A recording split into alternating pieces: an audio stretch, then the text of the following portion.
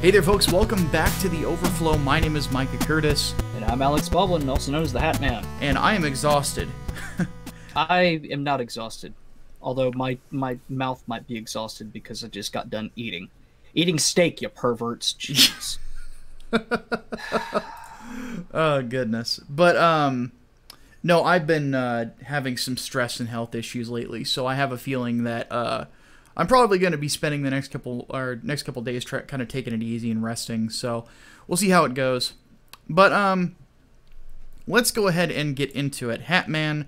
For those who don't know what the Overflow is, this is the we open up a Q&A every single podcast that we do, but we don't get the chance to answer all the questions. So we give folks the opportunity to ask questions, and then we get to them within the. These are basically the ones that we did not get to during the 15-minute period in the podcast. Now, rules for this will probably be changing in the future.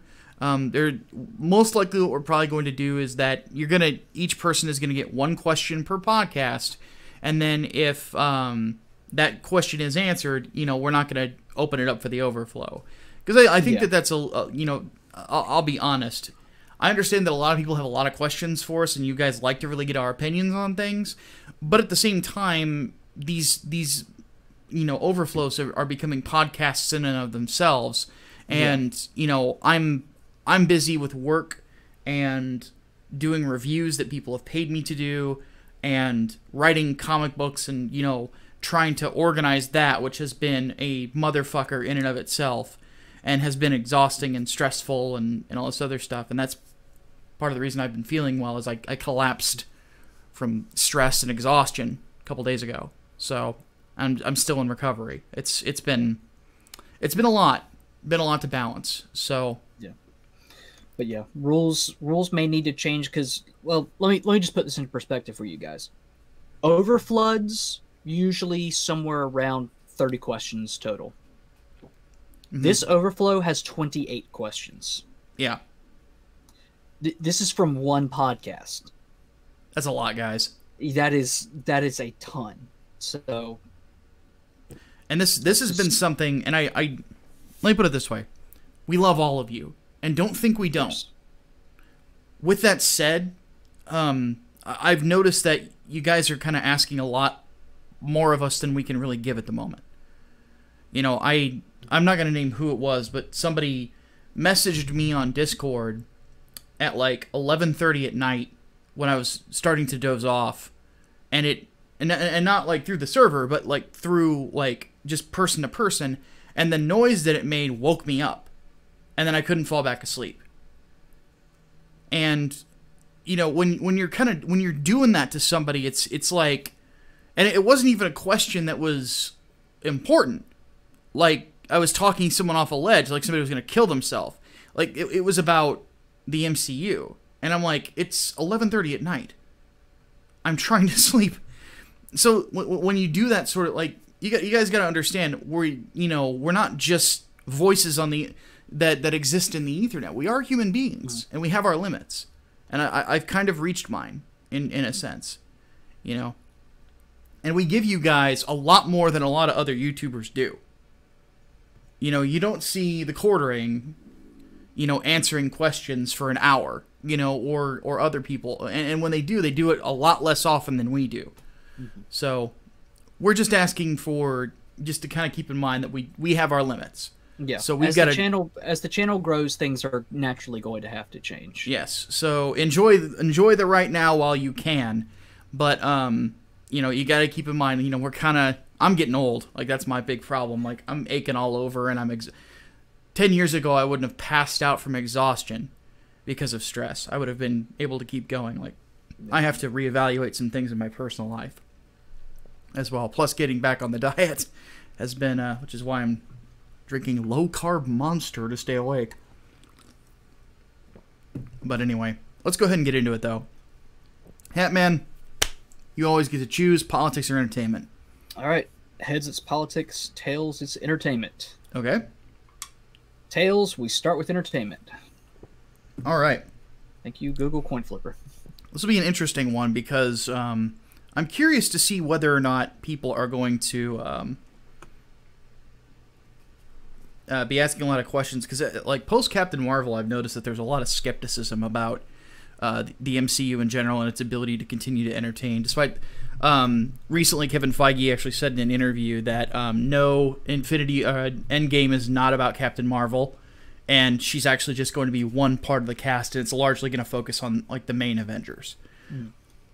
So it's probably going to feel a lot like the last stand of Captain America and Iron Man. So, all right, let's go ahead and get into this. Talon Silverbane asks, okay, that's more of a politics question. It talks about if humanity becomes a spacefaring race, so we're going to move that. Holy Ninja Toe asks, thoughts on the Onimusha games? Well, I don't think I've played any of them. Really? Let me double check. Well, the first they were a fairly big hit on the PlayStation 2, and then they didn't really go anywhere after that. Mostly because the fourth game was good from what I hear, but didn't hit the same marks as the first two did, and the third one too. The first game is a classic. You know, I was the instant that I saw it had gotten a PC port recently, and I could buy it on Steam, I bought it immediately. Like I love the first Onimusha, and the second game was really good too. The second game had a really good cast of characters and had a really like a branching storyline to it. It was really, really cool. Third game had pacing problems out the ass. And they used the facial likeness of oh god, what's his name? Famous French actor was in Leon the Professional.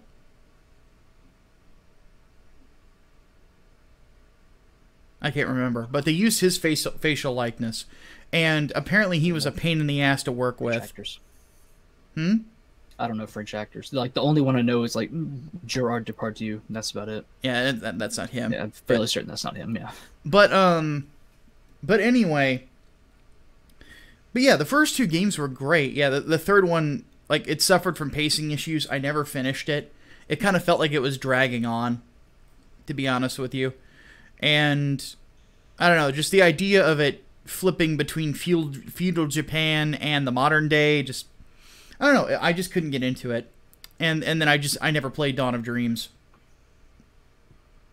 So now, those were PS2 games, so my PS2 library is very, very scant. So remember, I got mine way late in the game. Yeah, I actually didn't buy the PlayStation 2 on launch like I did with the GameCube, and I ended up like playing the ever-loving shit out of my PlayStation 2 all the way up until the PS3 came out, you know, and even beyond that, because there was a lot of really good games, and a lot of games just ran better on that console. Yeah, that's the thing. I didn't... PS2 I bought for Kingdom Hearts, ended up hating Kingdom Hearts, and didn't even really get into Kingdom Hearts 2. God of War 2, Shadow of the Colossus, Metal Gear Solid 2 and 3, and there was one more that I got for it. I think it was Oni, and I didn't care for Oni that much. Yeah, Oni wasn't very good. The other ones that Onimusha was, the first two games were a couple. Final Fantasy X was a big one for the PlayStation 2. 10-2 wasn't very good. What were other really good ones that they had? Devil May Cry. First three Devil May Cry games. Well, the second game sucked, but Devil May Cry 1, Devil May Cry 3 were classics. Code Veronica X was on PlayStation 2. I've got that. It's actually sitting on my shelf, but I haven't touched it. So hasn't aged well, but at the time was pretty good. Hated the Bandersnatch. But yeah, back to the Onimusha games. Like, the first one's good. The second one is great. The third one, never played Dawn of Dreams. So, all right, let's move on. More Vidya talk. Crystal Wing wants to know thoughts on the Fear games, and do you think Alma was justified in her actions over the course of the series? And why haven't they become backwards compatible yet? Well, that's why I play on PC, because I can still play them. Now... Alma raped a dude. Yeah. Alma raped a dude. That's kind of hard to justify. Yeah, exactly. With Alma, it's sort of this... They created their own... They created they reaped the whirlwind, basically. Yeah. But it doesn't justify what she did, because, returning evil with evil, like, it's not just like she was in... she killed her captors. It's like she killed everyone. Yeah. And drove them insane. Like, that's a different level of evil right there. Yeah. So, Fear is one of those games where it's like shades of gray. But the first game was a lot of fun. The second game was a lot of fun. Very solid. The third game sucked. Nah. It's weird because the first two are very clearly like a psychological horror shooter thing. Yeah. And the third one just sort of goes into more of an action-oriented shooter, which makes sense for like the time period and all the competition it was released up against, but god damn, it was disappointing. Yeah. Especially after Fear 2's ending. Oh yeah, to say the least. My whole thing with the Fear games and with it really felt like The Ring meets The Matrix in a way. Yeah, that's a great way to put it, actually. Yeah, like I didn't expect to have bullet time gunplay, which was really good. Oh yeah. Intermixed with straight up fucking horror. But I mean, the developers of those games, who are now doing the Shadow of Mordor, Monolith Entertainment was great at the time. Like that generation, they had some great horror stuff.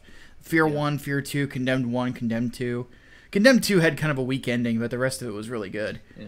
So, I will never forget my friends telling me that Condemned 2 is the scariest game they've ever played. Halloween, we're all gathered around my Xbox, just playing it in the dark, and everyone's going worry about this. Dude, the fucking bear scene. Ah, that was cool. The bear scene was fucking awesome. Not to mention, single best crime scene investigation stuff in Condemned 2. Because you had to come up with the right answer. Yep. I really wish they had integrated that into the Arkham series. I really wish they had. That would be one thing I would really like to see, is they continue the Arkham series with different heroes, like a Red Hood game or a Nightwing game or something like that, where you're in a position where you're not the smartest guy in the room, so you have to figure shit out, and that's how you do it. Like, that would be really cool. I would love that sort of shit. Be interesting. All right. Honest Whisperer wants to know, would we agree that the culture war may have inadvertently created outrage culture, and do the advocates for that war deserve criticism for contributing to it? It definitely has. And that's generally the problem, is that we had, you had one group, and this goes back years and years, like pre-Gamergate, where you had one group of people, not super populous, very fucking noisy, constantly demanding change. And they got it. And then all the people who were neutral are just like, they're just screeching, who cares? Then, people start kowtowing to that nonsense. Mm-hmm. And then you're like, oh shit. What the hell's going on here? And they hated it, and so they start pushing back. Well, the problem with it is that during that pushback, there's all this anger and not a lot of thinking, and that's generally what created outrage culture, and sort of what I consider like the right-wing outrage culture is a bunch of people screaming, "I'm mad as hell, and I'm not gonna take it anymore." I was like, well, yeah, of course, I wouldn't expect you to feel any differently. The question is this: do you really understand the way forward? Because it's one thing to say this is fucked up. It's another thing to figure out what to do next. And that was something, we talked about Gamergate and Comicsgate. And why I think that Comicsgate has much better ideas than Gamergate did. Is Gamergate did not have a way forward. They didn't have a way to really improve things. They weren't really... There was no win condition. Yeah, there was no win condition. It was basically burn it all down. And that doesn't work for people. No. Because it's considered to be extreme. Now, with Comicsgate, the basic idea was we have to create an alternative market. Mm-hmm. And I'm seeing old Gamergate folks saying, yeah, they're right. You have to create an alternative market. You have to create an independent scene, because you're at that point you're basically competing for the hardcore audience, which in this day and age with today's market, that is, you know, a lot of money there. So, I mean, we'll see where it goes. I don't know what changes is going to be, but at least it's an attempt. And that's generally what has to happen, is that there has to be competitive markets. There has to be people who are willing to get into the market and compete, but they also have to be knowledgeable enough to do so. The good thing with Comicsgate is that you've got a bunch of people who, you know what they're doing in regards to producing comic books, or at least, you know, have people around them to properly advise them. You know, you look at all the people who create these books, you have, and so many of whom we've talked to and made friends with. You've got Ethan, our boy Zach, Timothy Lim, Chuck Dixon, Brett Smith. We haven't had John Malin on the show yet, sadly. I want to at some point. Yet being the key word. And others, but they're all experienced artists, all experienced writers, all experienced in publishing and self-publishing and publishing on the independents. And they're all sharing that knowledge with one another and with people who are coming into the business. And that's the way a competitive market is made. With Gamergate, the problem with the way forward is, like, nobody was really creating, like, game sites. You know, but instead we are seeing YouTubers become more and more popular when it comes to video games and gaming news. People would rather go to Yang Ye or Maximilian or other people I'm forgetting to get their news, because they're getting somebody who's passionate about the industry and isn't really a political individual. So they're not going to force their politics on you, because they just want to talk about video games. Like, they just want to talk about fighting games or shooters or stuff like that. Like, that to me is, you know, a weird offshoot of Gamergate. It's more of a side effect than really, like, what a goal was. But back to the original question. But yeah, like, it was that, you know, that constant desire to be fucking angry all the time that has created outrage culture. And, you know, people who engage in it, they don't have a way forward, and they just sit there in their chairs like mine and just are angry all the time. Well, what the fuck does it do for you? Nothing. Do anything. And I tell this to people all the time. It's like, you are stewing in your own shit and expecting to get clean. You're swallowing poison expecting the other guy to die. It just doesn't happen that way. You know, you got to think of a way forward. You got to think of the micro. Like, what am I going to do in the micro? What are the little things that I can do to improve things? You know, if I am Joe Blow and I don't have the creative ability, you know, am I looking to new avenues and, like, suggesting new avenues of getting news to other people who are angry to help support the people who are trying to make a difference? Like, am I doing that at least? If you're not even doing that, then, you know, what the fuck's the point? So, you got to think of a way forward and then focus on the micro. Focus on the little shit you can do. Yeah. You know? Alright. Okay, so Alistair Fogor asks, which character were in all of my teams in the Marvel vs. Capcom games? I was big on Avengers teams. Whenever I was in the team-up games or teams with a theme, like, and I'll just list off every game. So we'll start from, like, what was the first tag team one? It was X-Men versus Street Fighter, right? Yeah, it was. So in that one, Ryu and Akuma were the two that I used because I could zone people out and deal with Rushdown a lot better. You know, obviously that's the Hadoken team. You know, Ken was okay in that game. He didn't really have much to him. Though he had probably the best anti-air super in the game. Let's see here. Then next was Marvel Superheroes vs. Street Fighter. I'm pretty sure that was the one I started using Ryu and Ken, because Ken became a completely different character, completely based in Rushdown, completely based on pressure. You know, was a lot different, a lot more fun to play. Then what was next? Then it was Marvel vs. Capcom. It was Spider-Man and Venom. The theme there is kind of obvious. Then it was Marvel vs. Capcom 2. I started using Avengers-based teams because it was basically Cap, Iron Man, War Machine. which the Team Super was like one of the most ridiculous things you would ever see. Because, did you ever play any of those old Marvel games, Hatman? How old are we talking? Back to Marvel superheroes. I played Marvel superheroes in the arcade some, yeah. Do you remember Iron Man Super? No, I don't. Basically what he would do is he would materialize this big fuck-off cannon. So basically a BFG times 10 that did a giant beam super towards you called the photon cannon. Well, imagine 2 of those big fuckers and then Captain America charging at you with his shield at full strength. That was basically a team super that did like 300 hits or some crazy bullshit. It was hilarious. But yeah, nobody I knew liked playing Iron Man. Everyone was basically Juggernaut, Captain America, or Spider-Man. Well, yeah, everybody loved Spider-Man in that game. He had the best character theme, bar none. Mm-hmm. He was the fastest, and he had a fucking awesome super move. The maximum spider is amazing. Oh yeah. But MVC3, I used Cap, Iron Man, and Thor a lot because Thor was really good in that game in regards to his the heavy hitter characters. I liked him a lot. His combo potential was a lot better than a lot of the others. And then Infinite, I played a lot of different characters in. A lot of, again, Avengers themed stuff because it was an Avengers basically themed game.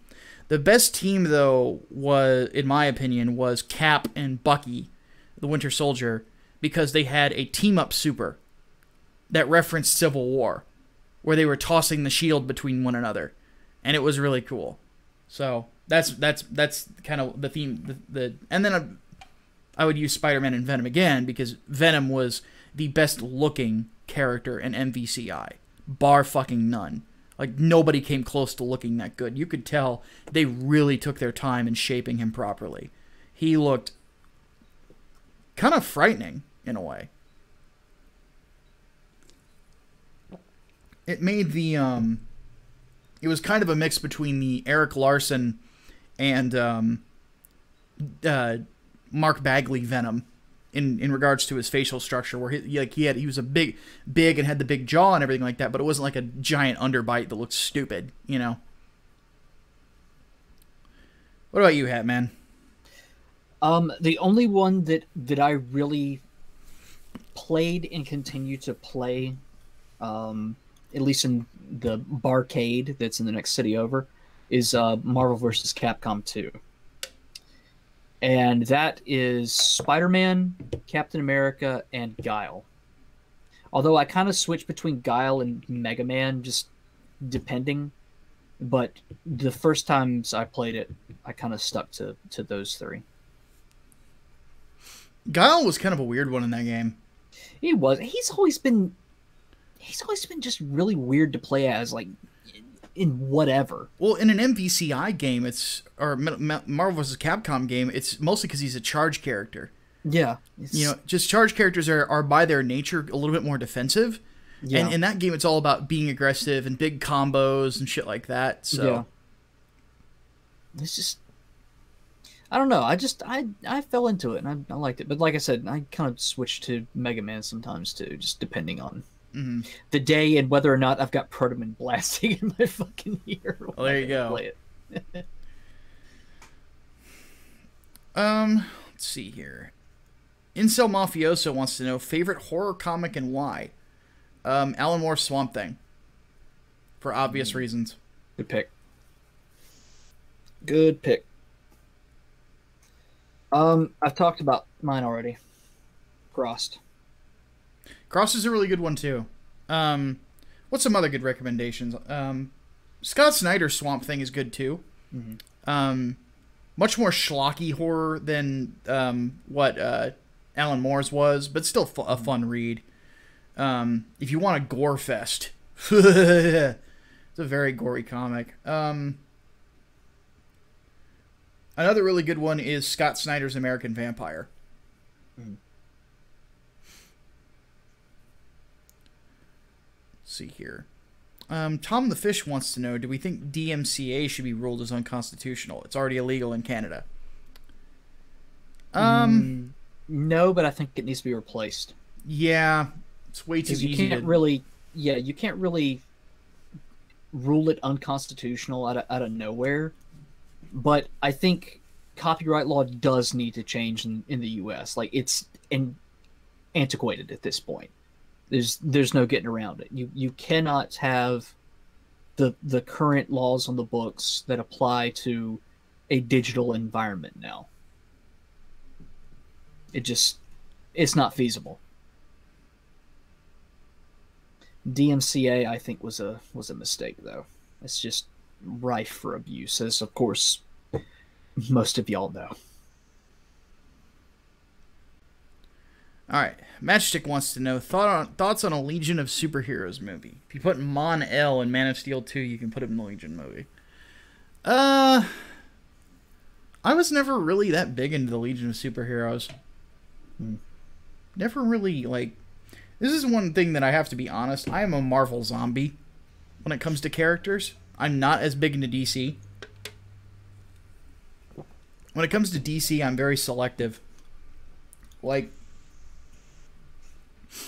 not just with the characters, but with who's writing them at the time. Because I have very strict ideas of, like, what works and what doesn't. And just, like, some of the characters, like, I just never really vibed with, never really got the appeal. You know, Legion of Superheroes was a good, is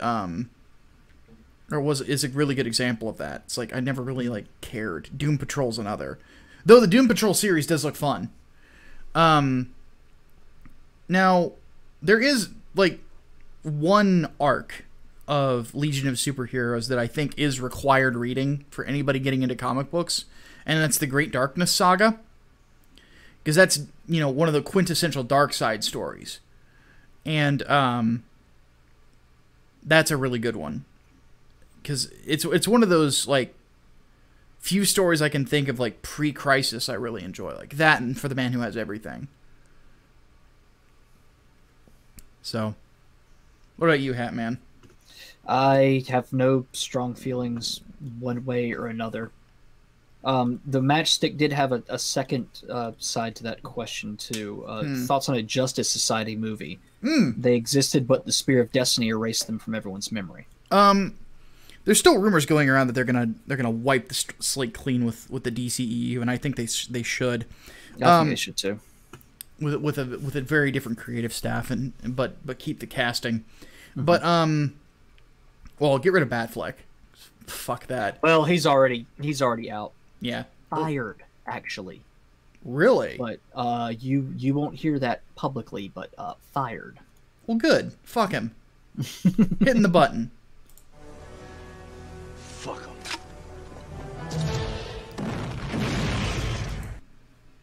See, I fucking hate Batfleck. It's fucking terrible. Terrible, terrible, terrible. Ben Affleck is not a bad actor, but he was not... No, he shouldn't have been playing Bruce Wayne. He had no business in that role. The guy who played Thomas Wayne, Jeffrey Dean Morgan, should have played Batman instead. I don't know. He'll always be Negan. Don't get me wrong, but he would have been a better Batman than Ben Affleck in that kind of a paranoid older man role. He would have came across a lot better. Because he does angry better than Ben Affleck does. Ben Affleck always comes across like he's throwing a temper tantrum. I kind of feel like it would blend over a little too much from how he did Comedian, which is also how he does Negan. He's sort of. So, but even so, it would still be a lot more interesting, I think, than Ben Affleck's version.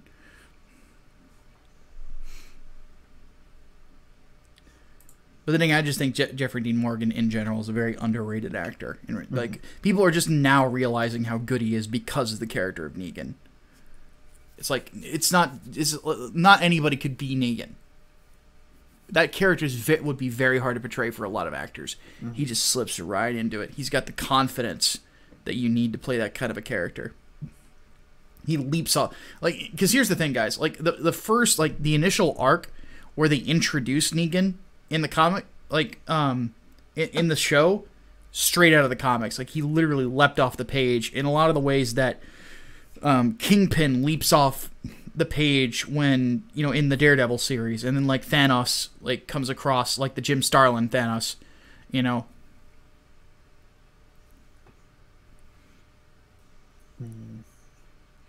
I mean, still like one of the best lines in comic book media history is always going to be, "Dun dun dun dun, little pig, let me in." There's so much swagger to him. Yeah. He is shockingly disarming. You know, to the point where you forget that he's a stone cold murderer. That, like, gutted a man for offending him, threw another guy in a furnace, then beat two of everyone's favorite characters' brains in, literally. And made fun of them while doing it. I still remember the podcast we did after we saw that episode. We were like, shit, what the fuck was that? Well, that's how you get people to hate a guy. Do you remember Twitter after that episode? Oh yeah, Twitter lost their shit. It was insane. It was awesome to see. It was great. Especially with Glenn, because everybody loved Glenn. Oh yeah. And he's just sitting there with his eye popped out of his skull, and it was gross as shit. Yeah. I remember that, just the live reactions to it. Everyone's like, "Oh my god, no!" So the guy was Abraham, and everyone was just, settled with it. And I knew they were not going to pass up. Oh fuck no! Glenn's iconic death from the comics. Back to it. Poof. Yep. I knew they were not going to pass that shit up. There's no way. It's so well done. It is one of the best villain establishments that you'll ever see in. Oh yeah. Comic books, in my opinion, have been able to establish villains historically better than a lot of other mediums. Mm-hmm. And that scene in the Walking Dead in the comics was a very good example of that.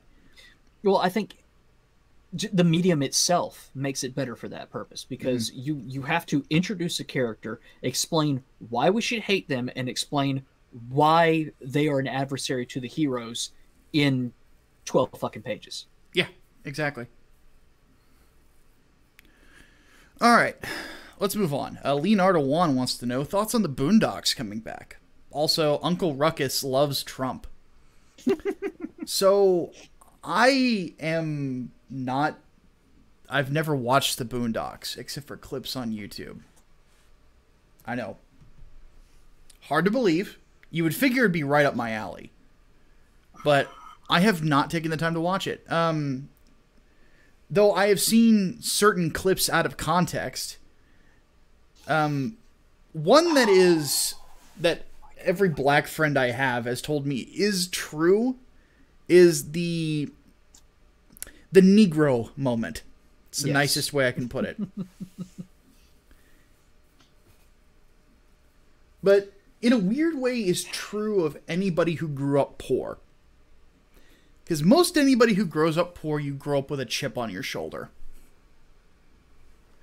And mine is still there. And I can be a super professional and kind individual. Once you piss me off, suddenly I'm a redneck. And it's really weird. But is it the third leading cause of poor people behind pork chops and FEMA?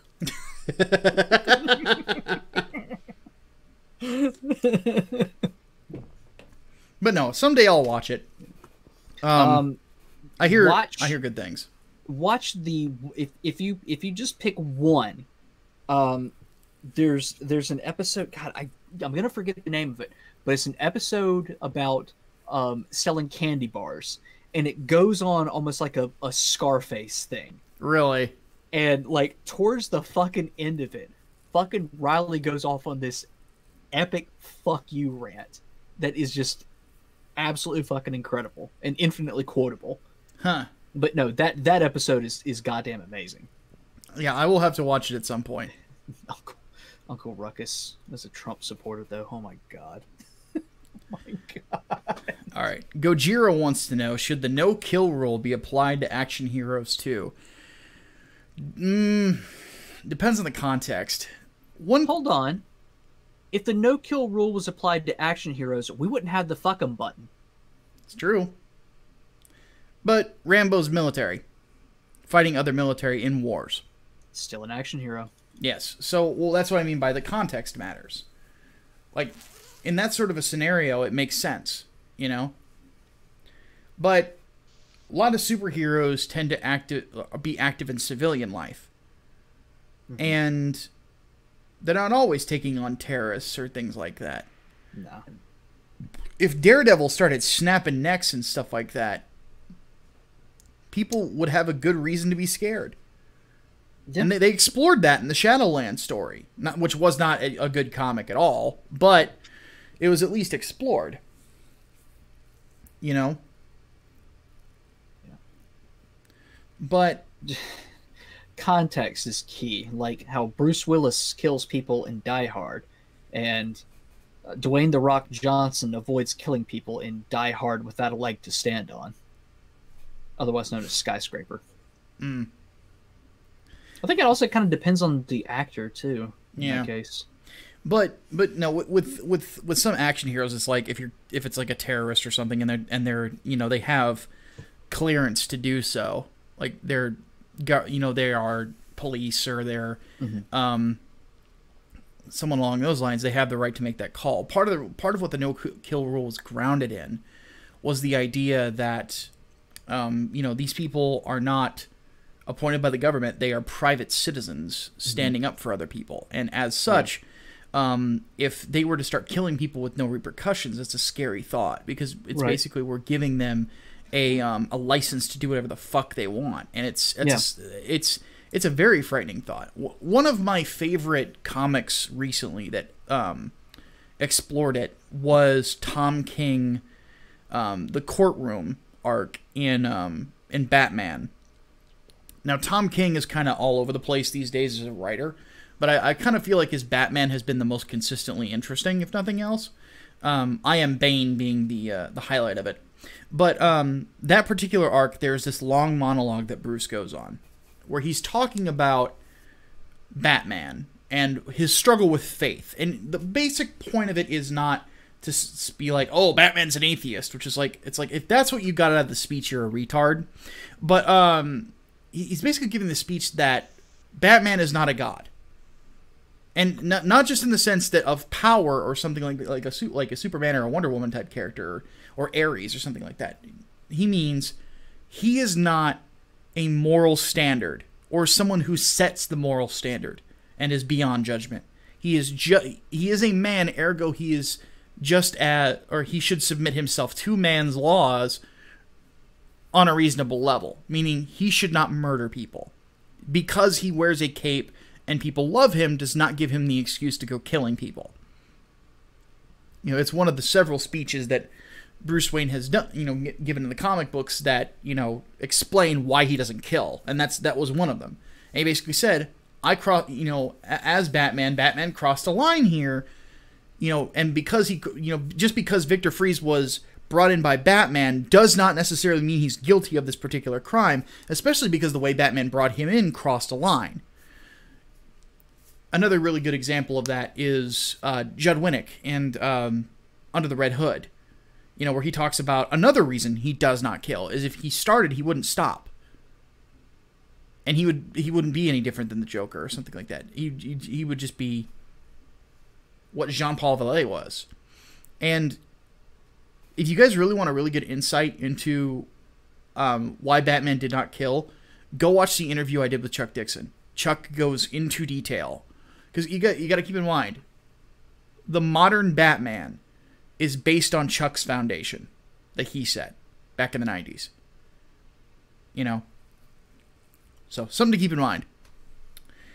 But anyway, but no. Like, if it's a military character like a Rambo or a John Matrix or a Dutch from, you know, Predator or something along those lines, it's understandable if they kill. They're in a war zone.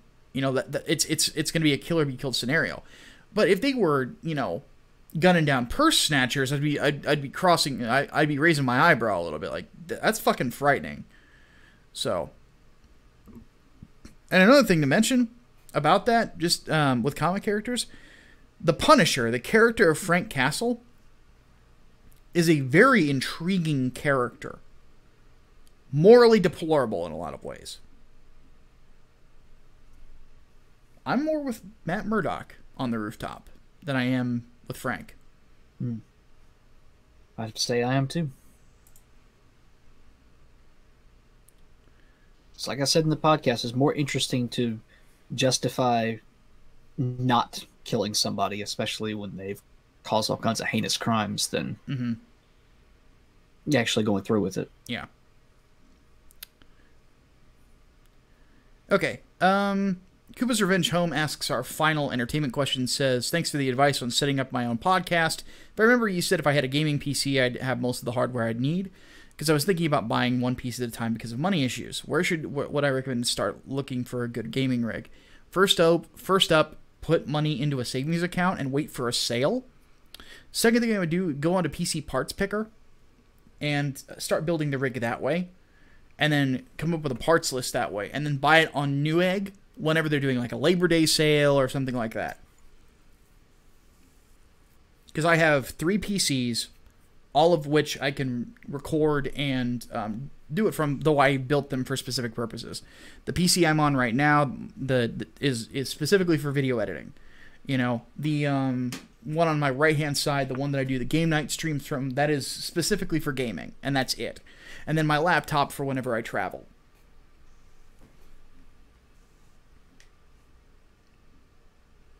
So, but that would be my recommendation. But piece by piece, you know, and just save the money. All right. There you go.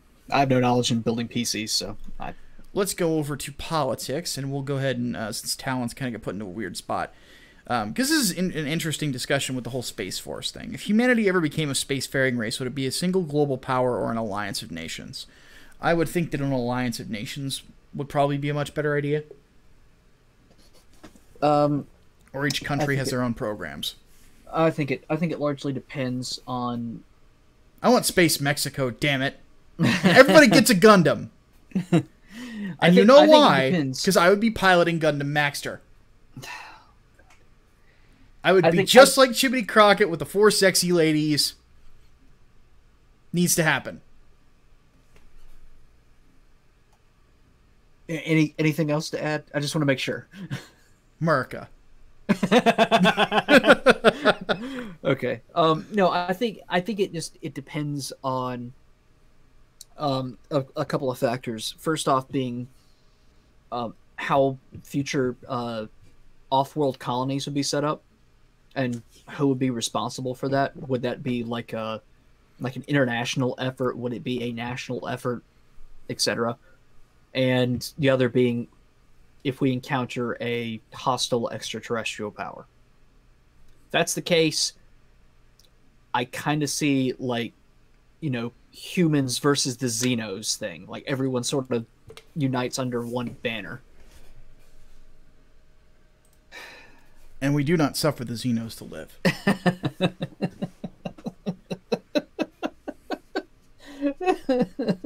I'm from Buenos Aires, and I say kill them all.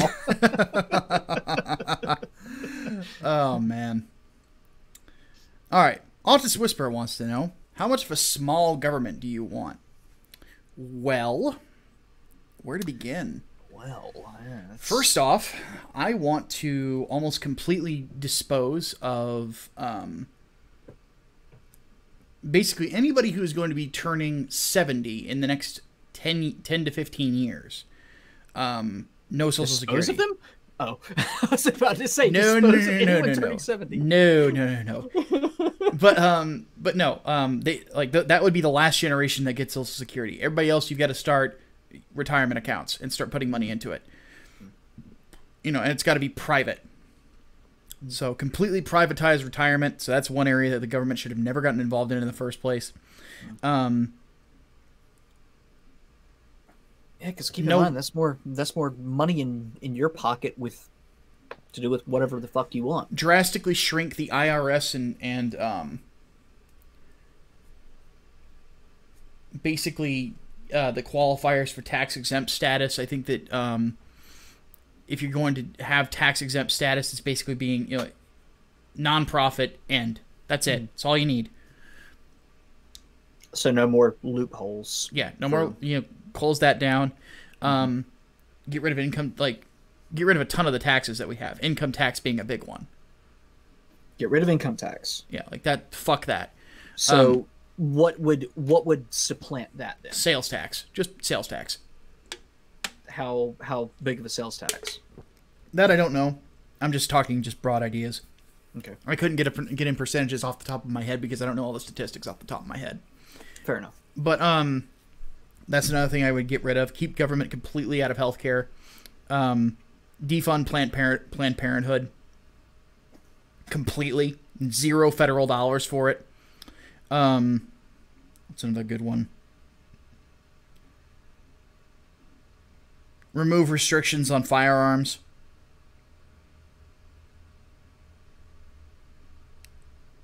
What else is there that we could slash? Get rid of the EPA. That should only be handled on a state level. I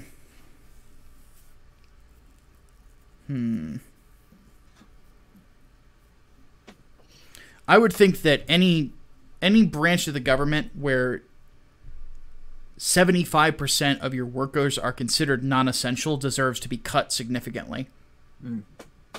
As we saw during the shutdown. Yes. That was one of the funniest things I ever thought. It's like Bernie Sanders tweeting like 90% of the EPA workers are furloughed. Well, let's get rid of the fucking EPA then. Clearly it's a waste of money. Yep. So, federal government should be focused on protecting the inalienable rights of its citizens. Life, liberty, property. Law enforcement, military, border security, those sorts of things. Taxation, as minimal as possible, and basically be taxing what we're purchasing, not, what we're earning.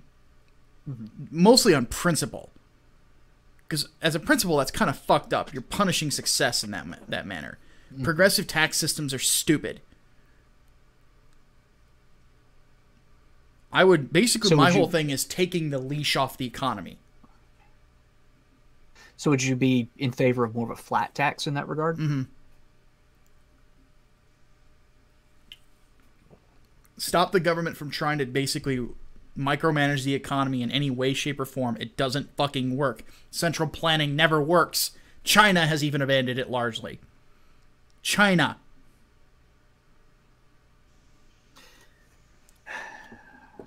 The instant that they abandoned it, they started becoming a global economic power. No, that and that they kind of figured out communism doesn't exactly work. Never works. Nope. So there's that. I would get federal funding out of broadcasting completely. There's no reason that there should be federal funding for PBS or NPR or anything like that. What purpose do they serve? The only one that I could maybe understand is the weather programs and meteorology and things like that, because people want to know the weather. I could understand like PBS for educational things, but even then you could do that on like a state by state level. Exactly.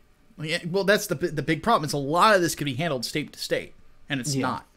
Yeah, because otherwise, government funding media basically opens the door for state funded or state run media. Sorry, and that's can end up being propaganda. Yeah, exactly.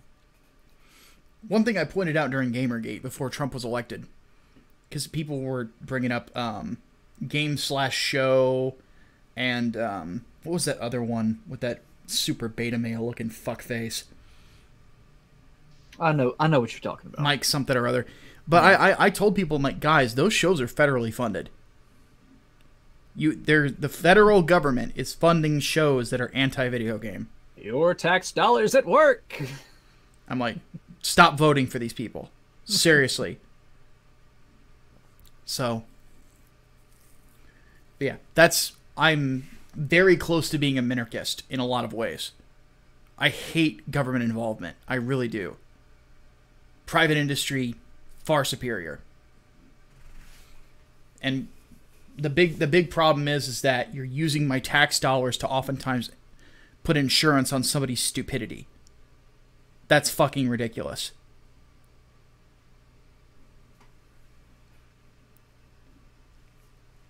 We live in the most charitable nation in the world. Like, and people, studies have shown, like, the less taxes are, the more charitable they are.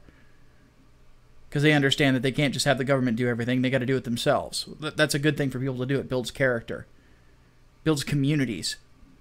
You wonder why the community has eroded itself. It's because we substituted it with government. You wonder why less women are getting married. It's because the government is now their husband. You know, like, we can't have this sort of shit. It's terrible. In my opinion, that's the way that conservatism can keep a social order, is get the fucking government out of everything, and we will eventually take back over the responsibilities we initially had as people.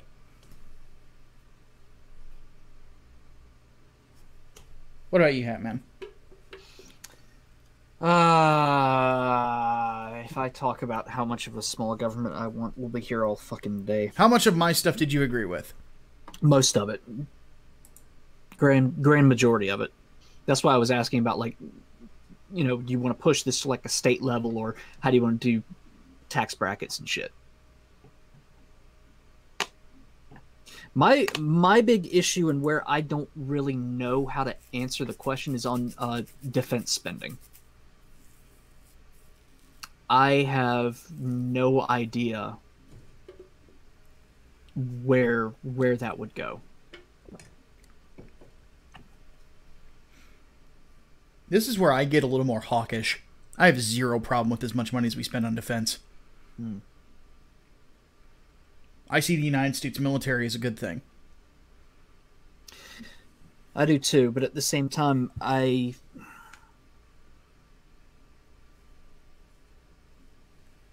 can't help but wonder, because a lot of that budget is blacked out.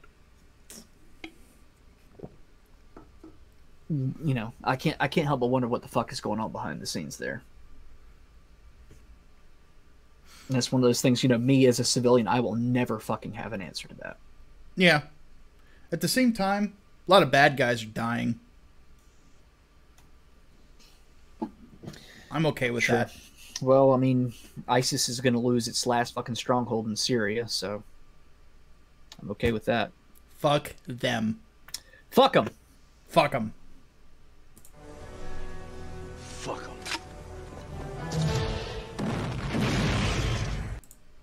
And hopefully Erdogan will see what we've done to ISIS and realize that if he starts fucking around, he's next. Yeah.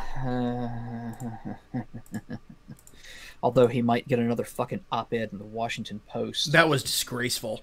Jesus God. We might talk about that this weekend.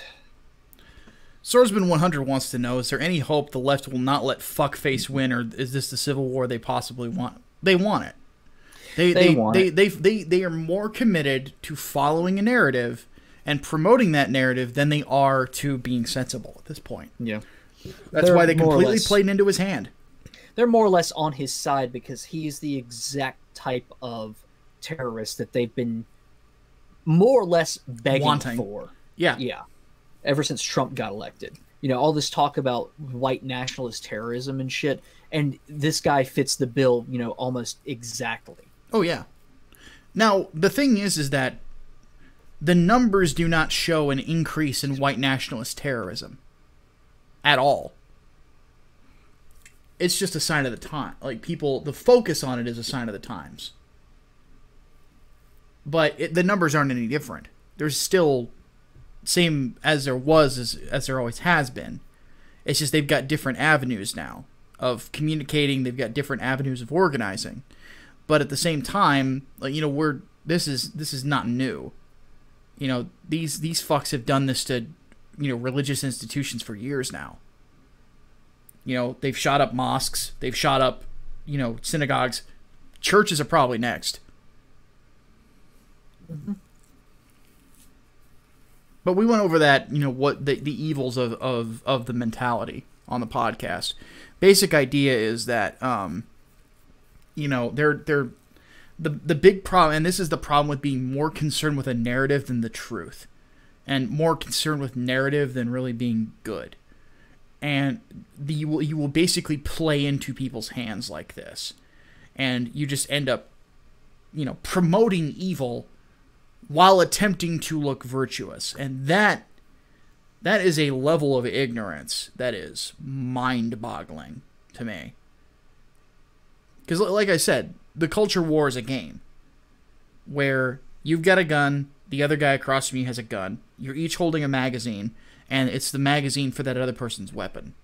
And the question is whether or not the other side can convince you to slide that magazine across the aisle.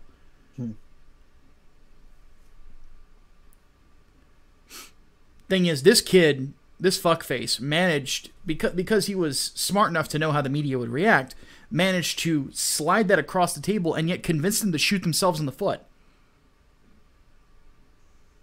The way that this game is being played is very strange.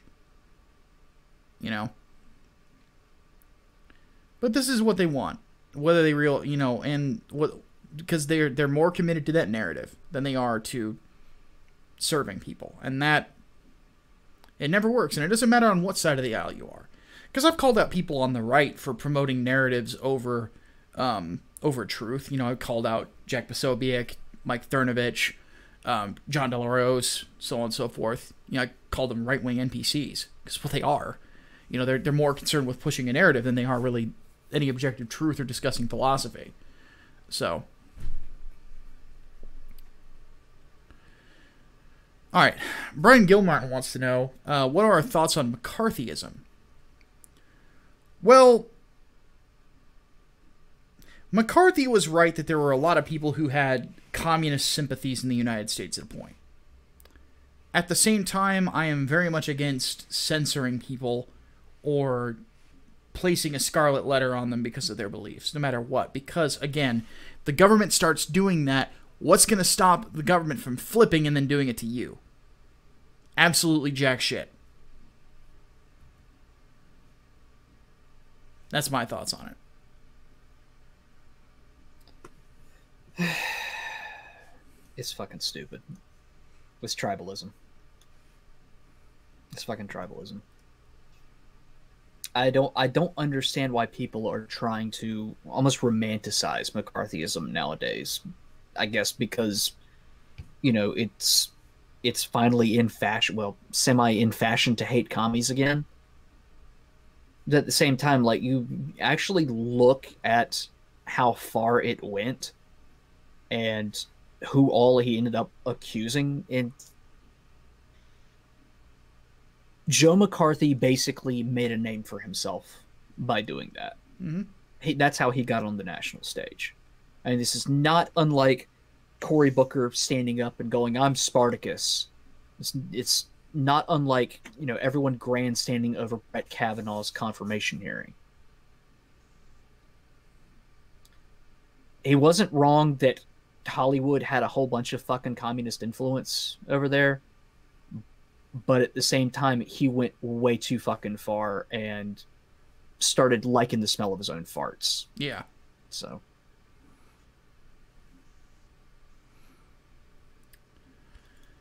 Let's see here. Holy Ninja Tail wants to know, how would you make an evil Christians button to mock the hatred towards Christians? I don't know if I would at this point. We're kind of buttoned out for now. Yeah, well, I'm sure we'll have another one at some point, but I think between the Exterminatus, fuck 'em, and shame the Hatman, I think that's good for right now. Yeah. And Jews, of course, the Jew button. Can't forget the Jew button. Can't forget the Jew button. But no,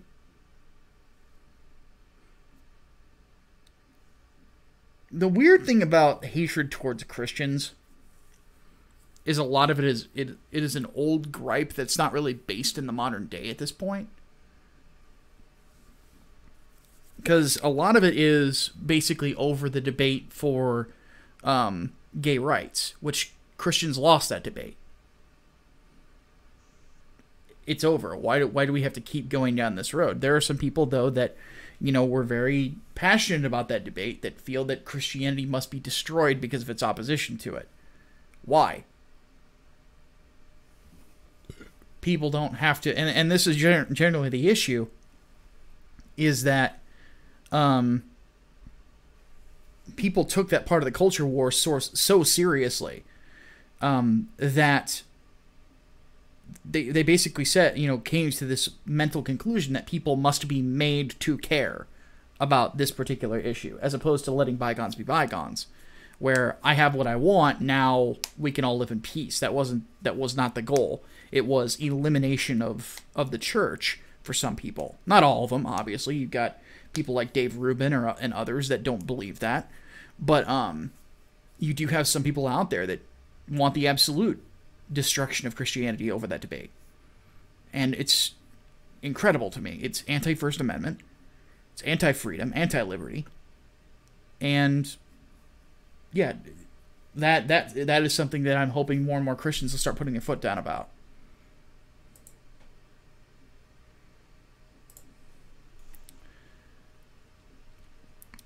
Chris Jones asks a very poignant question, but I like it. Do we think the media look forward to mass shootings at this point? Yes. Yeah, definitely. Yes. You can exploit the hell out of it. Oh yeah. It's you will get eyes on every fucking article that you post, on every fucking new report, every bit of new information. Mm-hmm. It gets a ton. I've been there. I worked in a news station during the Pulse Orlando shooting. I was there for it. I know how this shit works. It's a constant fucking cycle. You focus almost exclusively on that, unless another massive fucking news item pops up, like Donald Trump tweeting something. But otherwise, no. You focus almost exclusively on that. That drives a fuck ton of business. And I say business because it is a business. They are making money off of that shit. Mm-hmm. So, yeah, there's a reason why.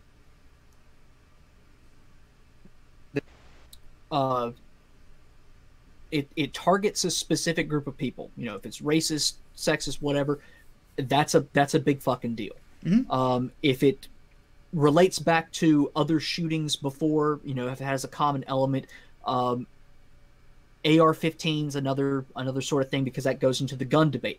The idea is to link it back to as many other things as possible so you can expand coverage on it. Yep. And by extension, you keep people interested. You keep people invested.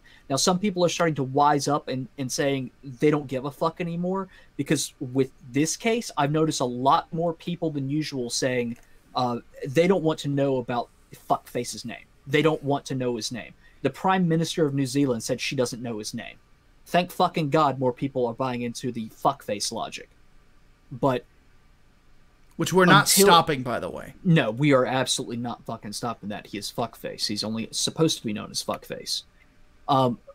Beyond that, though, I hope and pray that people will realize that the media basically capitalizes on mass murder and use it as a business opportunity and take their eyes fucking away from it. That is the only way to stop it, is not to fucking pay attention.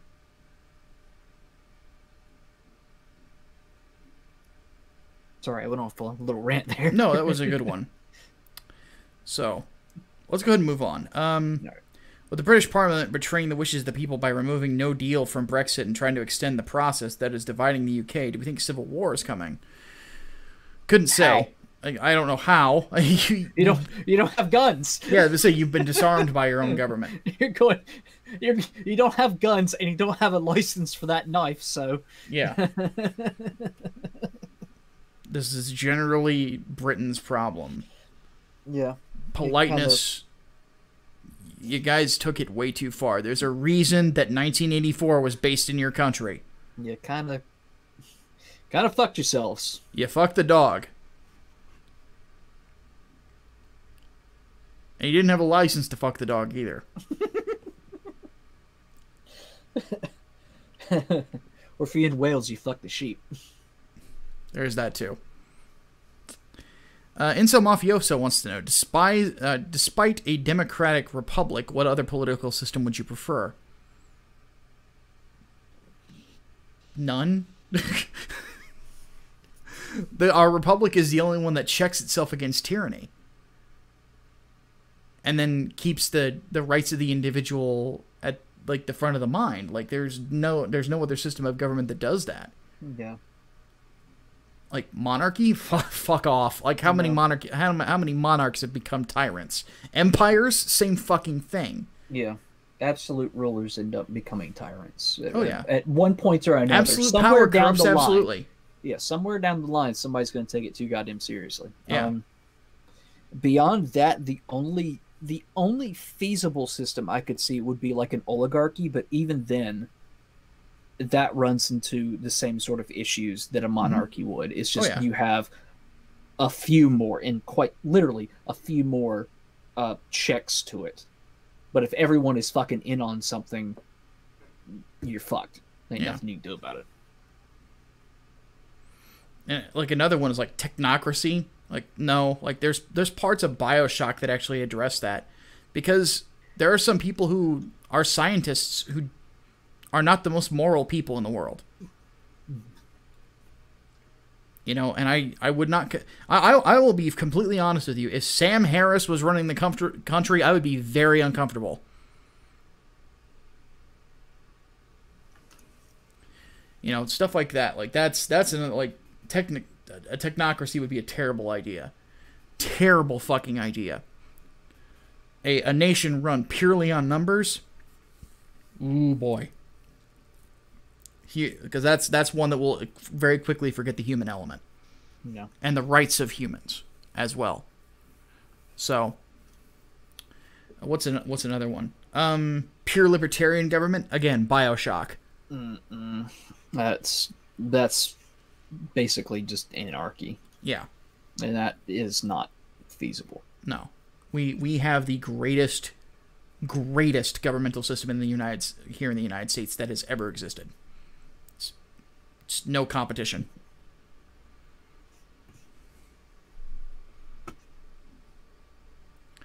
Hardboiled Entertainment says, thoughts on the Wells Fargo CEO standing up to Alexandria Ocasio-Cortez and laying out how banking works.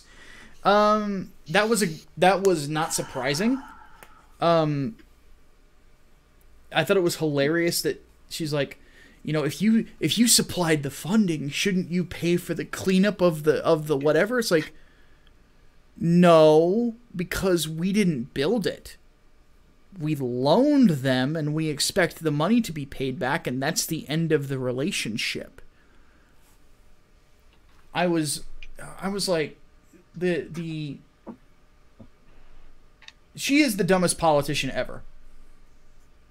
I think. Like she has to be. Beat Bernie Sanders for the crown. Yeah, she is one of the and again, I will say this fucking again. This is what you get when you have somebody who only gets their political knowledge from the Young Turks and secular talk. There's a reason their audiences are stupid and don't know shit about politics. This is a good example of that. The idea that a bank isn't moral because they don't police the people that they lend to. Really? That's ridiculous. Somebody's in a car that they have loaned, and they get into an auto accident, and somebody else gets hurt. The loan company should not be on the hook for that. How were they supposed to know what was going to happen? I was not aware, Miss Cortez, that most companies are employing Nostradamus. We'll have to keep that in mind for the future.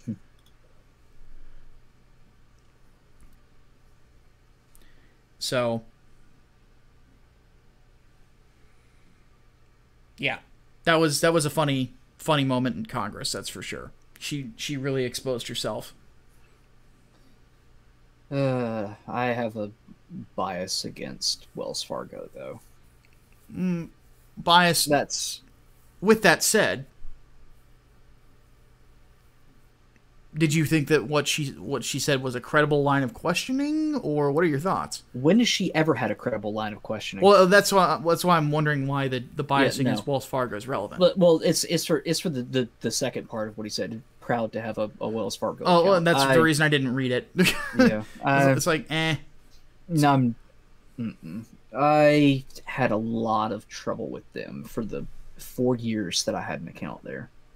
It was I never a good time. I switched back to my credit union that I had beforehand afterwards, and I haven't had a problem yeah, since. I use a smaller bank myself, so There you go. Diego Camacho says, thoughts on the idea that the Kurds will submit to Damascus out of fear of the Turks?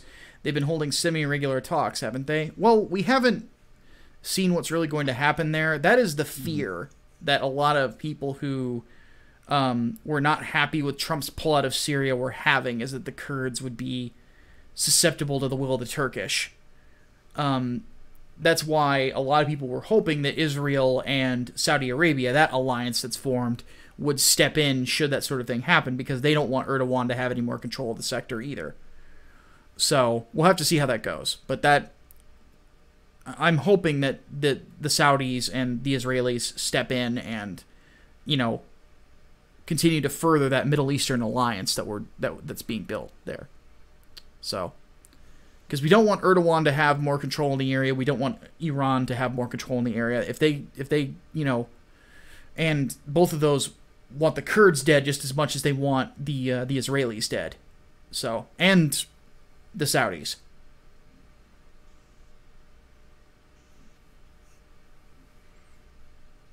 Anything I missed in there? I don't think so. I think you got it. Will End wants to know thoughts on Lauren Southern, and are you planning on watching her new documentary Borderless? We've talked about her a couple of times, I believe. I think that I'll probably end up watching it. I think that my general issue with Lauren sometimes is she allies herself with some shady people simply because they are right-wing, and she thinks that the better your numbers, the better off you are. Meanwhile, there are people on the right who are more, I guess, mainstream or less fringe, I guess you could say, such as myself, that would much rather see her embrace those ideas instead of flirting with these extreme ideas like she constantly does, like flirting with identitarianism and things like that. Her video on identity politics was one of the most abysmal abortions of logic I have ever seen in my lifetime. Like, she did not, it really felt to me like she did not understand what she was talking about. It really felt like a young little girl trying to grasp a giant concept that was out of her depth, and that I thought was very disconcerting. So I think that's generally been the problem with her. You know, do I think Borderless will make some good points on immigration? Absolutely. I think that some of those points will need to be made in the same way that her documentary about the South African farmers, you know, needed to be discussed and needed to be made, and it did change some things, you know. But at the same time, you know, my whole thing is that if you flirt with the fringe too much, there's something to be said about cultivating your audience. There's something to be said about the necessity of being vocal about your beliefs. And I think that by flirting with the fringe as much as she has, you can, in a sense, cultivate an audience that could pressure you to swing in directions morally that you wouldn't, and make decisions morally that you wouldn't make otherwise, you know, in a different scenario. That's my thoughts on that. She's hit or miss for me. I think the flirting with identitarianism is mostly a miss in my book, and I'll admit I haven't watched like all of her fucking stuff. I obviously can't keep up with everybody, but what I've seen, you know, there's some stuff I agree with, some stuff I don't. Some of her earlier stuff I think was more appealing. And this was back, God, what, like 2016, 2017? Yeah.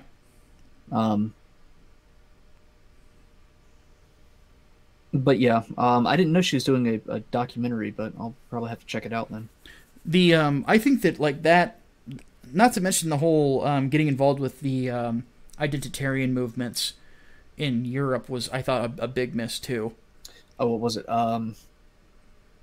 Generation Identity? Is that the group? Yeah, which, when Hatman and I did some digging into them, what we found was not good. Yeah, no. especially their relations to Jean-Pierre Le Pen. Yeah. That's the bad one. There's a reason we weren't supportive of Marine Le Pen, guys. Like, her dad, scumbag. And sometimes the apple doesn't fall that far from the tree. France had literally no good options, politically speaking. No good options. Will Geary wants to know, how long do we think the EU has to live with the many nationalist movements popping up all over Europe? Depends on whether or not they can crush them fast enough. Yeah, pretty much. I think that the big problem, of course, is the nature of politics these days, where we have a lot of politicians who just don't have a spine. And their lack of willingness to really give the people what they want is, and be in constant political deadlock, it's just not good. You know, I think that what it'll end up in being is that there will be more Euroscepticism, I think. And it wouldn't surprise me if there's a couple other nations that duck out of it, but I don't think that it's going to happen for a long time. I think that you're going to have to get principled politicians in there who, again, are more concerned with liberty than anything else, and the EU is obviously opposed to liberty. So in a lot of ways, Article 13 wouldn't exist if they weren't, or if they were concerned with liberty. So, yeah. I don't see it happening, but like for a lot of nations out there, Greece, Poland, and others, it would be better for them to not be a part of it than to be a part of it. The EU is like one of the worst things to ever happen to the Mediterranean. Yeah, it's. I mean, just look at how they've harangued the UK over Brexit. Like, just the fucking requirements that they've imposed on them, just to leave with some kind of a fucking deal. Yeah, it's crazy. I mean, it's really no wonder that actually leaving is so damn difficult, because they've more or less made it so fucking, not impossible, but it's almost like an abusive ex in a way. Mm-hmm.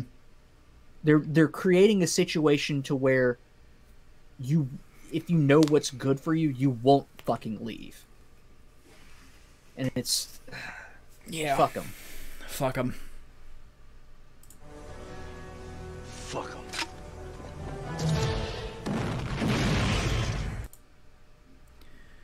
All right, CT117 wants to know, are Gulag and Khmer Rouge deniers just as bad as Holocaust deniers? Yes. Yes. Absolutely. Yes.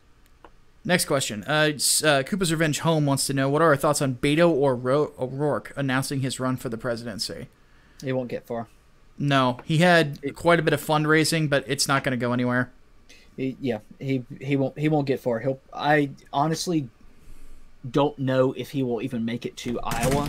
If he does, he's going to be among the first to drop. Mm-hmm.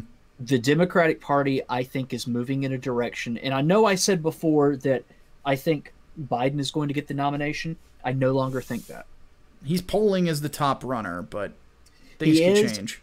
He is, but I think there is enough outcry in the party now to the point where I do not believe a white man will be able to capture the Democratic Party's nomination ever again. At least not for president. Vice president, different story. But for the top name on the ticket, I don't think it'll happen again.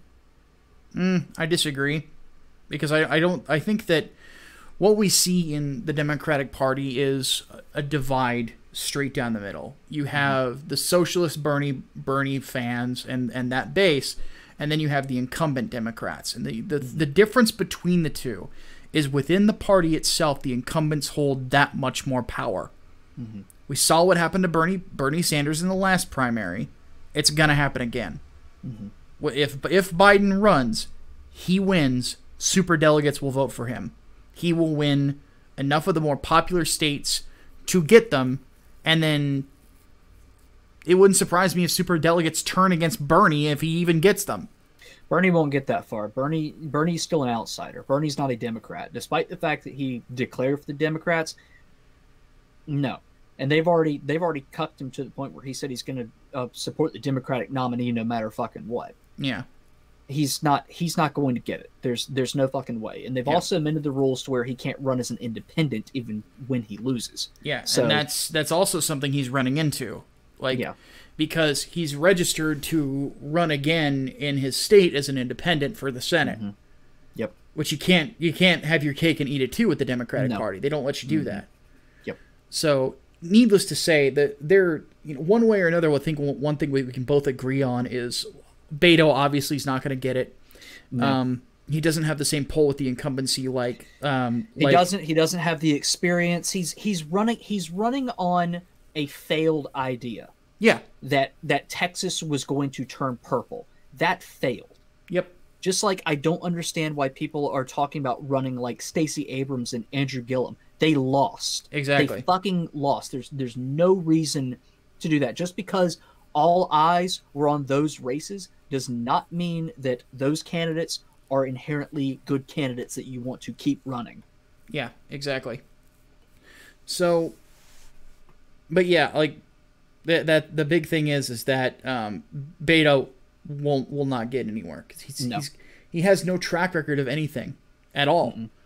With Biden, you have a multi-term senator, and on top of he's a Democratic hero because of his attempted borking of Clarence Thomas, and then on top of that, he wrote the Clinton firearms ban. There's that too, and on top of that, he was the vice president under Barack Obama.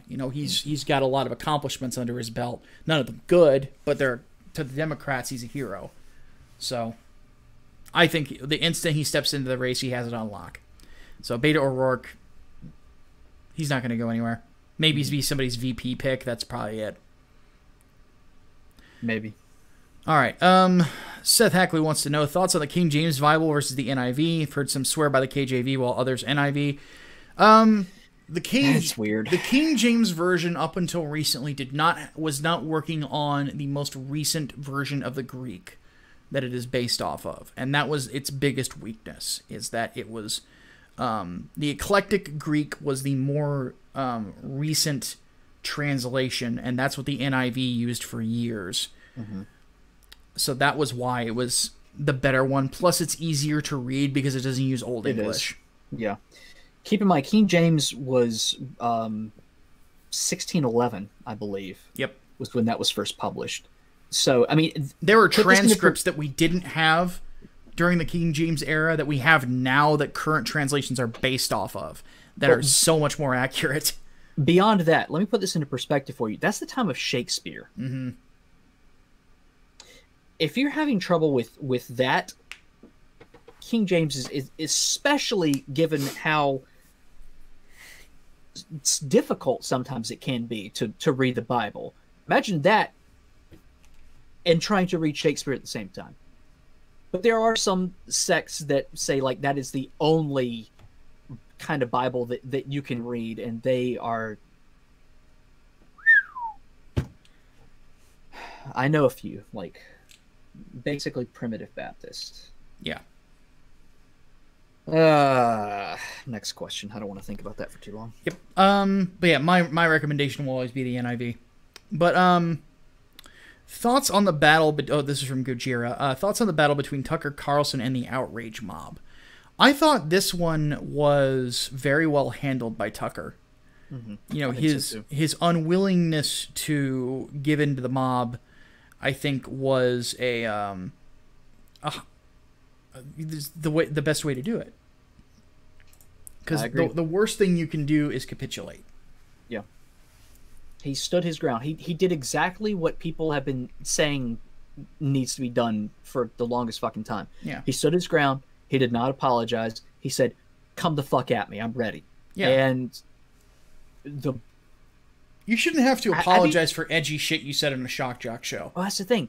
Have you heard anything about that mob since then? No. Since he called them out on his fucking show, everything is sort of shifted to Judge Janine. Yep. Because they found a new thing to be outraged. Yeah. Yeah. But no, Tucker, it's like they found out they can't fucking bully Tucker. They back off. Mm-hmm. It's almost like that whole idea of, stand up to your abusers kind of fucking works. Yeah.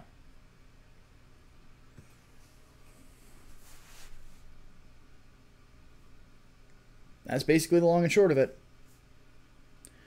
All right, folks, that was our last question, believe it or not. All right. I'm exhausted. Yeah, to say the least. I need to go get me a drink. Yeah, I'm still recovering. I'm hoping that I'm feeling well enough to go back to work tomorrow because I would like to make more money, but we'll see what happens. We'll see if I actually fall asleep tonight. So, good gravy. All right, folks, we do appreciate you. Don't forget that. It's just, we're kind of tired. Just a bit. We're kind of worn out. Yeah. So, we might need to take a vacation at some point. I mean, I've got one planned for July. I'm doing SuperCon in Raleigh. So if you're around, come find me, hang out. Indeed. All right, folks. We will see you next time. My name is Micah Curtis, and I'm Alex Baldwin, and I'm fucking tired. Yeah. See you later. Day is full.